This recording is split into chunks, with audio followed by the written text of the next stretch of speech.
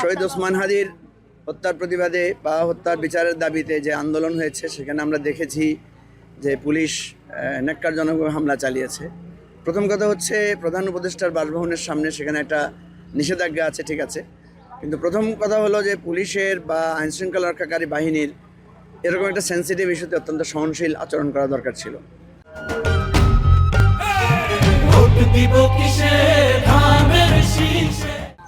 দ্বিতীয় কথা হচ্ছে যে পুলিশ যদি মনে করে কোনো একটা সমাবেশ বেআইনি বা সেটা সেখান থেকে সরিয়ে দিতে হবে, সেটার তো একটা আইনগত নীতিগত ব্যবস্থা আছে, কিন্তু তাদের মধ্যে যে জিঘাংসামূলক আচরণ এবং যে ধরনের আমরা তাদের আচরণগত জায়গা থেকে যে ধরনের ক্ষোভ এবং হিংসাত্মক মনোভাব দেখলাম, সেটা দেখে বোঝা যাচ্ছে যে এখানে একটা ইন্টেনশনাল ঘটনাটা ঘটানো হয়েছে এবং এই ঘটনার পিছনে একটা রহস্যও থাকতে পারে যে সারা বাংলাদেশে নির্বাচনকে সামনে রেখে একটা বার্তা দেওয়ার চেষ্টা করা হতে পারে যে আমাদের প্রশাসন পুলিশ একদিকে ঝুঁকে পড়ছে, এই ধরনের একটা আচরণও তাদের মধ্যে প্রকাশ পেয়েছে।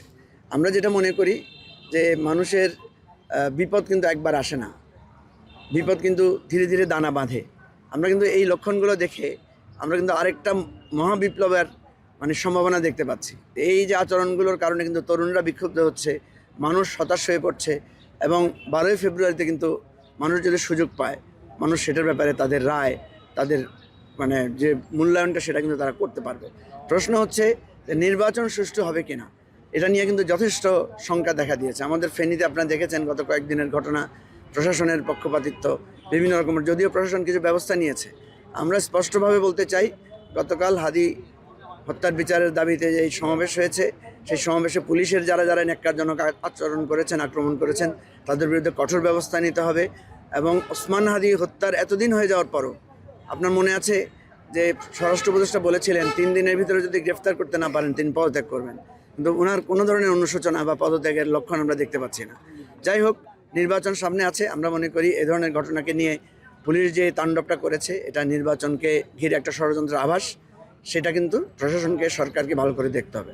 আমরা এর তীব্র নিন্দা জানাই, প্রতিবাদ জানাই এবং এ ধরনের ঘটনা যদি ঘটে তাহলে সারা দেশে কিন্তু এটার প্রভাব পড়বে, নির্বাচন কিন্তু ক্ষতিগ্রস্ত হবে। এ ব্যাপারে আমাদের উপদেষ্টা মণ্ডলী, প্রধান উপদেষ্টাকেও আমি দৃষ্টি আকর্ষণ করছি এ ব্যাপারে শক্ত অবস্থান নেওয়ার জন্য। ধন্যবাদ।